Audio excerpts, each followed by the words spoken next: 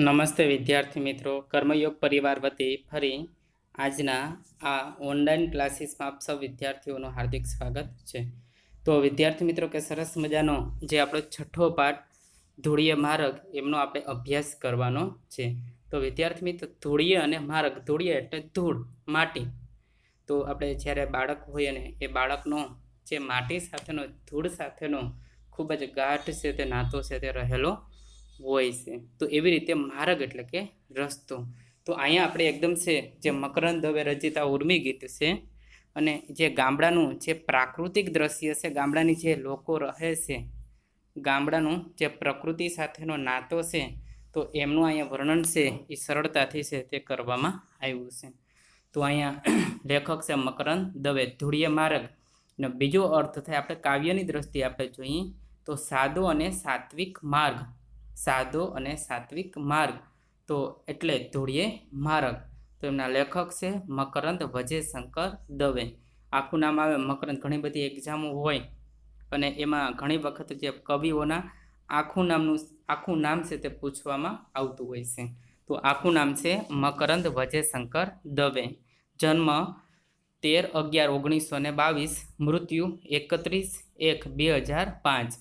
મકરંદ વજેશંકર દવે રાજકોટ જિલ્લાના ગોંડલના વતની હતા.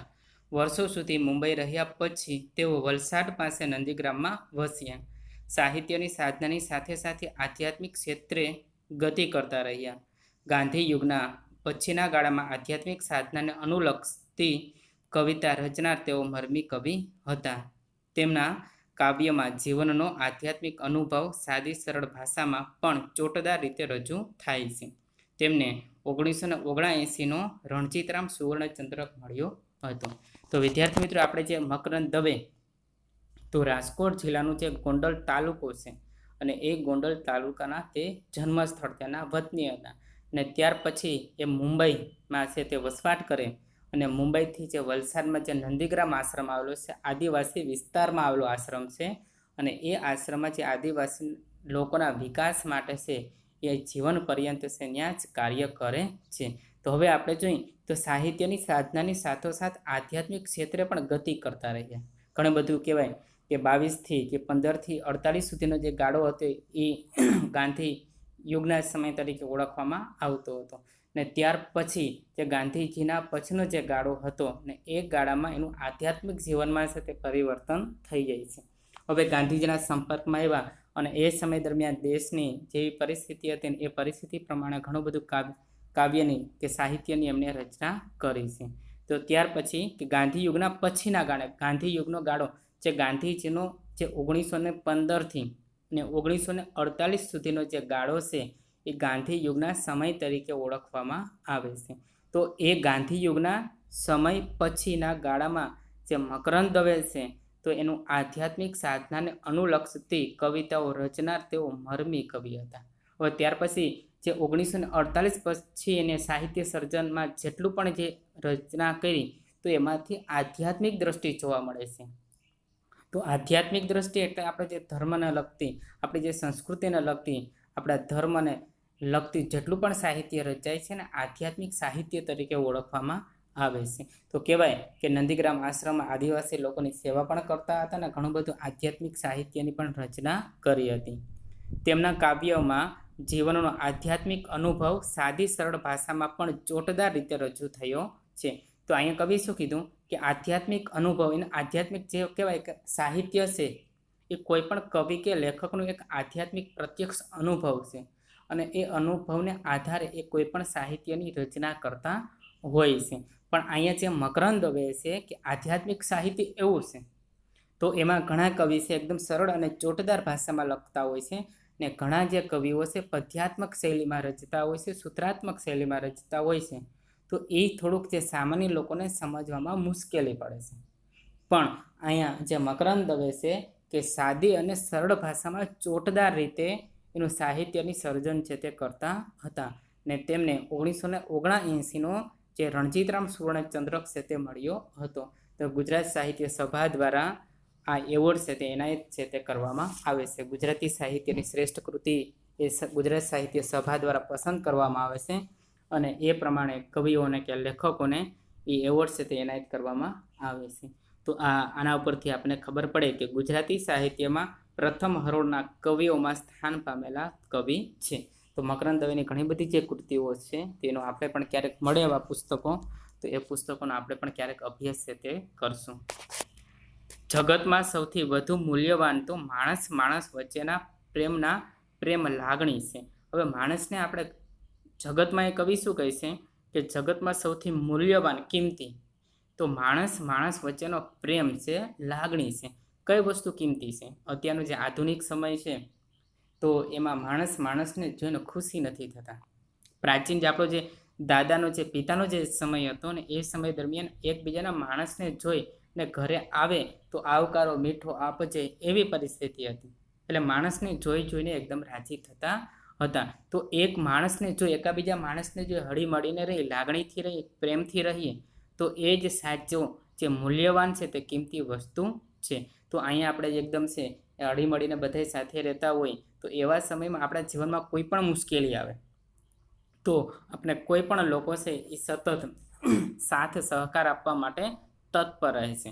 પણ જો આપણે કોઈ માણસોની વચ્ચે જ ના રહેતા હોય, કોઈને લાગણી જ ના બતાવતા હોય તો આપણું દુઃખ છે કોઈની આગળ છે તે વ્યક્ત કરી શકતા નથી અને આપણે કોઈ મદદ કરતું નથી. તો મૂલ્યવાન વસ્તુ કઈ છે કે માણસ વચ્ચેનો પ્રેમ. ધન માટે વલખા માર્યા વગર પોતાની વર્તમાન સ્થિતિમાં અદના સામાન્ય માનવીએ સ્વમાનભેર જીવવાનો સંસ્કાર આપી જાય તેવું આ કાવ્ય છે. હવે અહીં કવિ શું કીધું કે ધન માટે, રૂપિયા માટે, દોલત માટે આપણે વલખા મારવાના નથી. વલખા મારવા એટલે કે તડપવું. અત્યારનો જે આધુનિક જે સમય છે, વર્તમાન પરિસ્થિતિના અનુસંધાને આપણે કઈ વિદ્યાર્થી મિત્રો કે માણસ છે એનું અંતિમ લક્ષ્ય છે એ ધન પ્રાપ્ત કરવા માટેનું બની ગયું. શિક્ષણ વિદ્યાર્થી લઈ તેનું અંતિમ લક્ષ્ય એવું જ હોય કે મારે આ વસ્તુમાં ફેકલ્ટીમાં જે મારે અટક સંપત્તિ કમાવી છે. કોઈ પણ બાળક, કોઈ પણ વિદ્યાર્થી એવું નથી કહેતો વિદ્યાર્થી મિત્રો કે મારે છે એ સાચો માણસ બનવો છે. કોઈ વાલી પણ એવું નથી કહેતા કે મારો છોકરો ભણે નહીં તો કાંઈ નહીં પણ એને સાચો માણસ બનાવજો, એવું કોઈ છે તે કહેતું નથી. પરંતુ અહીં મકરંદ દવે એવું કહે છે કે માણસને છે એકદમ છે માણસ બનાવવો જોઈએ, માણસ પ્રત્યેની લાગણી. તો અહીં કવિ શું કીધું કે ધન માટે છે ક્યારેય વલખા છે તે મારવા જોઈએ નહીં. અને ધન માટે વલખા માર્યા વગર પોતાની વર્તમાન સ્થિતિમાં, પોતાની જે વર્તમાન પરિસ્થિતિ હોય અને અદના માનવીને સ્વમાનભેર જીવવાનો સંસ્કાર આપી જાય. પોતાનું સ્વમાનભેર જીવવાનો જે સંસ્કાર છે આપણું આ જે ધૂળિયા માર્ગ કાવ્ય છે આપણે સરસ મજાનો સંદેશો આપી જાય છે. જીવન વિશેનો ખ્યાલ તદ્દન જુદો જ છે. બે માર્ગ છે, એક ધૂળિયો એટલે કે સાદા અને સાત્વિક જીવનનો માર્ગ અને બીજો સોનાનો એટલે કે ધન સંપત્તિ લાલચા વાળો માર્ગ. કવિ અહીં ધૂળિયા માર્ગ ચાલવાની આહ્વાન કરે છે, બોલે છે. હવે અહીં આપણે જીવનમાં આપણે જઈએ તો જીવનરૂપી જે પંથ છે અને પંથ આપણે સતત કાપવો જ પડે છે. ઘણી વખત આપણે એમ કહીએ કે હું તો નિષ્ક્રિય થઈને હું તો આરામથી શાંતિથી જીવન જીવું છું, પરંતુ જે જીવનની જે નૈયા છે, નાવ છે એ તો સતત ને સતત રાતને દિવસ ચાલતી જ રહે છે. તો આપણા જીવનમાં છે તે બે માર્ગ હોય છે. તો એક હોય છે કે ધૂળિયો માર્ગ અને બીજો હોય છે સોનાનો માર્ગ. તો કયા માર્ગે આપણે ચાલીએ તો આપણું જીવન છે એ ધન્ય થઈ જાય છે અને ખુશખુશાલ આપણું જીવન છે તે જીવી જાય છે. તો એ જ વસ્તુ આપણે આ કાવ્યમાં છે તે શીખવાની છે. તો અહીં કવિ શું કીધું કે ધૂળિયો એટલે કે સાદા અને સાત્વિક જીવનનો માર્ગ. ધૂળિયો માર્ગ એટલે કેવો માર્ગ? તો સાદો અને સાત્વિક જીવનનો માર્ગ. ને જ્યારે બીજો માર્ગ છે સોનાનો માર્ગ એટલે કે ધન સંપત્તિની લાલચાવાળો માર્ગ. જ્યાં સોનાનો માર્ગ છે ત્યાં માત્ર ને માત્ર ધન સંપત્તિની વાતો થતી હોય છે, બીજી એકબીજાના દુઃખની, વેદનાની એવી વાતો છે એ ધન સંપત્તિવાળા લોકો છે ક્યારે પણ કરતા નથી. પણ કવિ અહીં ધૂળિયા માર્ગ ચાલવાનું આહ્વાન કરે છે. જે સોનાની જે સાંકડી ગલી, સોનાને માર્ગે હાલવાની કવિ અહીં સતત ના જ પાડે છે. પણ અહીં કવિ છે એ માત્ર ને માત્ર ધૂળિયા માર્ગે ચાલવાનું છે તે આહ્વાન કરે છે.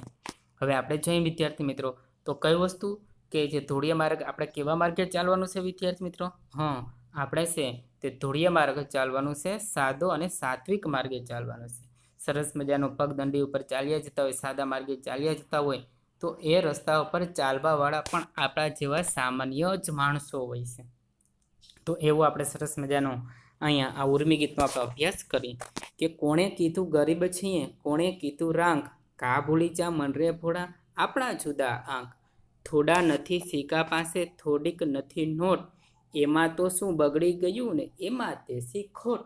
કવિ સરસ મજાને કેવું આપણે સમજાવવા માંગે છે વિદ્યાર્થી મિત્રો કે કોણે કીધું આપણે ગરીબ છીએ, આપણે આપણી જાતે જ નક્કી કરી લઈએ.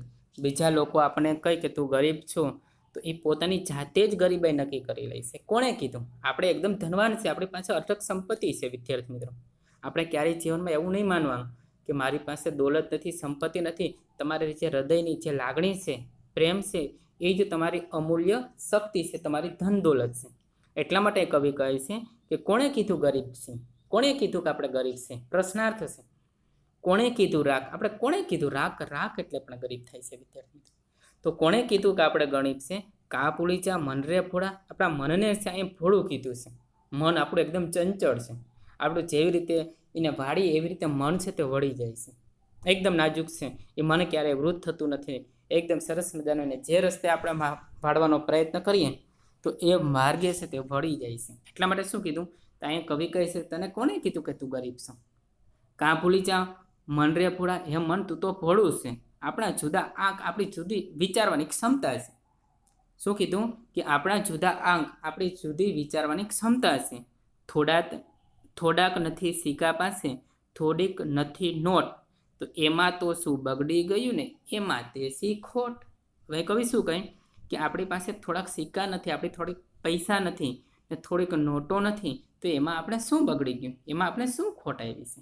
કવિ અહીં સરસ મજાનું આ જે પંક્તિ દ્વારા સરસ મજાનું કીધું કે આપણે ગરીબ નથી, આપણી પાસે ઘણી બધી સંપત્તિ છે. પણ કોણે કીધું રાખ? કોણે કીધું કે તમે ગરીબ છો? હે મન તું ભૂલી કાં જાશું કે આપણી એક જુદા જુદા આંખ છે, આપણી જુદી જુદી રીત છે આંકવાની.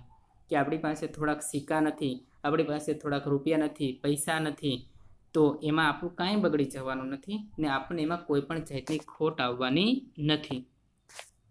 ઉપરવાળી બેંક બેઠી છે આપણી માલમ માલ, આજનું ખાણું આજ આપે ને કાલની વાતો કાલ, ધૂળિયા માર્ગ કંઈક મળે જો, આપણા જેવો સાથ, સુખ દુઃખોની વાર્તા કહેતા, બાથમાં ભીડે બાથ, ખુલ્લા ખેતર અડખે પડખે માથે નીલું આપ. હવે કવિ શું કીધું કે ઉપરવાળી બેંક બેઠી, આપણે ગરીબ છે, રંક સિંહ, તો એ મન આપણે ભૂલી જવાની ચિંતા નથી. આપણી પાસે થોડાક રૂપિયા નથી, સિક્કા નથી, તો આપણે એમાં કાંઈ નુકસાની નથી, આપણે કોઈ પણ જાતની કાંઈ બગડ્યું નથી ને આપણે કોઈ ખોટ નથી. શા માટે? કે ઉપરવાળી બેંક બેઠી, આપણી ઉપરવાળી બેંક એટલે ઈશ્વરની બેંક છે, અખૂટ છે, ત્યાં ક્યારેય ઘટાડો આવતો નથી. એટલા માટે કવિ શું કહે કે ઉપરવાળી બેંક બેઠી આપણી માલમાં, આપણી જે ઈશ્વર છે, પરમાત્મા છે, અને એ પરમાત્માની બેંક છે એ આપણા માટે જ છે. તો આપણે જેટલી પણ સંપત્તિ જોતી હોય છે એ સંપત્તિ આપણે ઈશ્વર છે તે આપશે. એટલા માટે શું કીધું કે આપણી ઉપરવાળી બેંક બેઠી છે આપણી માલમહાર, કે ઈશ્વરની પરમાત્મા રૂપી જે બેંક છે, બેંક આપણા માટે પડી છે, જે અખૂટ છે, એમાં ક્યારેય પણ ખજાનો છે તે ખૂટતો નથી. તો આપણે કાંઈ ચિંતા કરવાની જરૂર નથી. આજનું ખાણું આજ આપે ને કાલની વાતો કાલ. શું કવિ કહે છે કે આજે આપણે સરસ મજાનું આપણે પેટ પૂરતું ભોજન મળી ગયું, તો આપણે કાલની ચિંતા કરવાની નથી. એ ચિંતા છે તે ઈશ્વર કરે, અને એ ચિંતાને લીધે આજનું ખાણું આજ આપે ને કાલની વાતો કાલ. આજનું જે જમવાનું છે ઈશ્વર છે આપણે આપી જ દઈશે, અને કાલની વાતો છે તે કાલ. કાલની આપણે ભવિષ્યમાં ચિંતા કરવાની નથી. ધૂળિયા માર્ગ કંઈક મળે જો, ધૂળિયા માર્ગ સરસ મજાના સાત્વિક માર્ગે આપણે જતા હોય તો ઘણા બધા લોકો આપણા જેવા જ લોકો, સાદા માણસો એ આપણને મળે છે. એટલા માટે શું કીધું કે ધૂળિયા માર્ગ કંઈક મળે જો, આપણા જેવો સાથ. આપણે કોઈ ધનવાન વ્યક્તિ હોય ને ધનવાન વ્યક્તિની સાથોસાથ આપણે ફોર વ્હીલમાં બેઠા હોય તો આપણે એની સાથે વાતચીતમાં આપણે મજા નથી આવતી. એની કરોડોમાં અબજોમાં વાતો હોય છે, ને જ્યારે આપણે કરોડો અબજો તો આપણે જિંદગીમાં ક્યારેય જોઈ પણ શકશું નહીં. તો એવી પરિસ્થિતિ હોય તો એ આપણે છે એ સતત એવી વાતો છે, આપણે એને આપણું દુઃખ છે, આપણી વેદના છે, એ આપણે એવા લોકોને છે કહી શકતા નથી. એટલા માટે કવિ શું કહે છે કે ધૂળિયા માર્ગ કંઈક મળે. જો આપણે સાદો અને સાત્વિક માર્ગ ઉપર જતા હોય, ધૂળિયા માર્ગ આપણે જતા હોય, તો આપણા જેવો સાથ, આપણા જેવા ઘણા બધા લોકો છે, આપણને એનો સાથ સહકાર છે તે મળે છે. સુખ દુઃખની વાર્તા કહેતા, બાથમાં ભેડી બાત. અને એ સરસ મજાના સાદા અને સાત્વિક માર્ગે આપણે જતા હોય અને એ સમય દરમિયાન એકબીજાની સુખ દુઃખની વાતો કરતા હોય અને એકબીજાને બાતમાં ભીડી બાત એકબીજાને ભેટી પડતા હોઈએ છીએ. આપણા કોઈ સખો હોય, મિત્ર હોય, આપણા સમકક્ષ હોય, આપણે જેમ જ દુઃખી વ્યક્તિ હોય ને આપણે એની સાથે જ ચાલ્યા જતા હોય તો એના દુઃખની વાત કહીને આપણે આપણા દુઃખની વાત કહી તો બંનેનો દુઃખનું છે સોલ્યુશન પણ થઈ જતું હોય અને બંને ભેગા મળી અને દુઃખ આપોઆપ છે તે દૂર થઈ જતી હોય છે. કેવા માર્ગે? માત્ર ધૂળિયા અને સાત્વિક માર્ગે. ખુલ્લા ખેતર અડખે પડખે માથે નીલું આભ. હવે કવિ શું કહે કે ખુલ્લા ખેતર અડખે પડખે આપણે આજુબાજુ છે એક ખુલ્લું સરસ મજાનું મેદાન છે કે ખુલ્લા ખેતર અડખે પડખે માથે નીલું આભ. નીલું એટલે બ્લુ કલરનું, આભ એટલે આકાશ. આપણે આજુબાજુ સરસ મજાના સાદા અને સાત માર્ગે જતા હોય અને આપણા મિત્રની સાથે, આપણા સંગાથની સાથે સુખ દુઃખની વાતો કરતા કરતા જતા હોય, બંને એકબીજાને લાગણીથી ભેટતા હોય અને એ સમય દરમિયાન એ સાદા અને સાત્વિક માર્ગ ઉપર છે વિદ્યાર્થી મિત્રો આપણે આજુબાજુ છે એકદમ છે એક ખેતર અડખે પડખે ખુલ્લા ખેતર એટલે ત્યાં કોઈ પણ ઉદ્યોગો નથી હોતા. ઉદ્યોગો ના હોય એટલે વિદ્યાર્થી મિત્રો ત્યાંનું વાતાવરણ એકદમ છે એ શુદ્ધ વાતાવરણ હોય છે. તો અહીંયા ગામડામાં જે સરસ મજાનું વાતાવરણ છે કે ખુલ્લા ખેતર એકદમ છે, ખુલ્લું મેદાન છે, ખુલ્લા ખેતર એટલે એવું પણ કહી શકીએ કે વ્યક્તિને પ્રગતિ કરવાનું ખુલ્લું મેદાન છે એ ખુલ્લા ખેતરમાં છે તે મળી જતું હોય છે. માથે નીલું આભ. હવે ધરતી અને આભની વચ્ચે આપણે ગમે એટલી પ્રગતિ કરી શકીએ છીએ. માથે નીલું આભ, વચ્ચે નાનું ગામડું બેઠું, ક્યાં આવો સહેલાબ. આજુબાજુ આપણે સરસ મજાના ખુલ્લા ખેતર છે ને ઉપર સરસ મજાનું નીલું આપણું જે આભ છે ને આવું સરસ મજાનું ધરતી અને આકાશની વચ્ચે આપણું સરસ મજાનું સુંદર સર્વશ્રેષ્ઠ આપણું ગામ છે અને આવો લાભ છે એ કોઈને પણ મળતો નથી. સોનાની તો સાંકડી ગલી, હેતુ ગણતું હેત, દોઢિયા માટે દોડતા એમાં જીવતા જોને પ્રેત. હવે કવિ શું કહે છે તો સાદું અને આપણું જે ધોળિયા માર્ગ છે એકદમ સરળ અને શ્રેષ્ઠ માર્ગ છે, આપણે કાંઈ ચિંતા કરવાની જરૂર નથી. તો હવે શું કહે છે કે સોનાની તો સાંકડી ગલી. હવે કવિ શું કહે કે સોનાની જે ગલી છે એકદમ સાંકડી છે, જે ધન દોલતનો રસ્તો છે એકદમ સાંકડો છે, એકદમ ગરીબનો એટલે સાદા લોકોનો જે માર્ગ છે તે કેવો છે? વિશાળ. કેવો છે? ખુલ્લા ખેતર અડખે પડખે માથે નીલું આભ. તો એટલો વિશાળ જગ્યા છે સાદા લોકો માટે. તો ત્યાર પછી એ સાદા માર્ગમાં ધોળિયા માર્ગમાં ને જ્યારે અહીં કવિ શું કહે સોનાની તો સાંકડી ગલી, હેતુ ગણતું હે કે સોનાની જે ગલી છે એકદમ સાંકડો રસ્તો છે અને એ સાંકડો રસ્તો હોય આપણે એક પગદંડી હોય તેમાં કોઈ આપણા લોકો સાથે નથી મળતા. એટલા માટે કવિ શું કીધું કે સોનાની તો સાંકડી ગલી, હેતુ ગણતું હે. જો સ્વાર્થ હોય તો જ એ લોકો આપણી પ્રત્યે હેત લાગણી છે તે બતાવે છે, નકર કોઈ સ્વાર્થ વગર ધન દોલત વાળા આપણને સાથ સહકાર આપતા નહીં. કોઈ ધનવાન વ્યક્તિ હોય ને આપણે સાથે જરાક લાગણી બતાવતા આપણે એક ફેરી વિચાર કરી લેવાનો કે આ વ્યક્તિનો આપણામાં કોઈ સ્વાર્થ તો રહેલો નથી ને. એટલા માટે કવિ શું કહે છે કે સોનાની તો સાંકડી ગલી, હેતુ ગણતું હેત, દોઢિયા માટે દોડતા એમાં જીવતા જોને પ્રેત. પ્રેત એટલે આત્મા, ભૂતાત્મા. પ્રેત ભૂત આપણે કહીએ. હવે શું કહે કે દોઢિયા એટલે દોઢ પૈસા, રૂપિયા માટે. કે હવે ધન દોલતવાળા જે લોકો છે પૈસા માટે સતત ને સતત દોડ્યા જ રાખે છે. કોઈનું શું નુકસાન થાય એ વસ્તુ ક્યારેય જોતા જ નથી. માણસને શું નુકસાન થાય છે, પર્યાવરણને શું નુકસાન થાય છે, તો એવી કોઈ પણ વસ્તુ વિચારતા નથી ને માત્ર પૈસાની માટે જ દોડ્યા કરે છે. તો એને અહીંયા કવિ છે તે ભૂત સાથે, પ્રેતાત્મા સાથે છે તે સરખાવે છે કે દોઢિયા માટે દોડતા એમાં જીવતા જોને પ્રેત, માનવી ભાડી અમથું આપણું ફોરેવાર, નોટને સિક્કા નાખ નદીમાં, ધોળિયા માર્ગ ચાલ. કવિ શું કહે છે કે માનવી ભાડી અમથું માણસને જોવે અમથું તો આપણું ફોરેવાર, ને આપણે જે માણસને અમથું આપણું ફોરેવાર કે અમથું આપણું જે વાહલ છે એકદમ છે તેની તરવા લાગે છે અને એ નોટ અને એ સિક્કા છે આપણે નદીમાં નાખી દેવાના છે અને આપણે સરસ મજાનો જે ધોળિયા માર્ગ છે જે ચાલવાનું કવિ કહે છે. તો વિદ્યાર્થી મિત્રો આપણે કઈ વસ્તુ અહીંયા ઉપર ધ્યાન કેન્દ્રિત કરે છે કે હે ઈશ્વર, એ આપણે કોણે કીધું આપણે ગરીબ છે કે હે મન તું તો ભોળું છે, એ તો આપણી જુદી રીત આંકવાની છે. થોડા આપણી પાસે સિક્કા નથી, પૈસા નથી, દોલત નથી તો આપણે છે કોઈ નુકસાન થવાનું નથી, આપણું કંઈ બગડી જવાનું નથી. ઈશ્વરની પરમાત્માની જે ઉપર આપણી બેંક બેઠી ઈશ્વર રૂપી જે ખજાનો છે અઢળક ખજાનો છે અને આપણે કાંઈ પણ ચિંતા કરવાની નથી. ઈશ્વર આપણને છે ઘણી બધી સંપત્તિ છે તે આપવાના છે. આજનું જમવાનું આપણે થઈ ગયું તો કાલની વાત કાલની આપણે ચિંતા કરવાની નથી. અને એ સાદા અને સાત્વિક માર્ગ ઉપર જતા હોય અને એ સમય દરમિયાન આપણા જેવા જ લોકો, ઘણા બધા લોકોનો આપણને સાથ છે તે મળી રહેતો હોય છે. અને એ સાદા અને સાત્વિક માર્ગ ઉપર જતાં જતાં આપણે સુખ દુઃખની વાતો કરતા હોઈએ છીએ અને એકબીજાને સતત મહેનત, આપણે એકબીજાને મદદ કરતા હોઈએ છીએ. ખુલ્લા ખેતર અડખે પડખે માથે નીલું આપ. જે સામાન્ય લોકો છે, ધોળિયા માર્ગ ચાલવાવાળા લોકો છે, એની આજુબાજુ છે સરસ મજાનું ખુલ્લું ખેતરો છે ને ઉપર સરસ મજાનું આપ છે. એની વચ્ચે પ્રગતિ કરવાનો પુષ્કળ વિશાળ માર્ગ છે.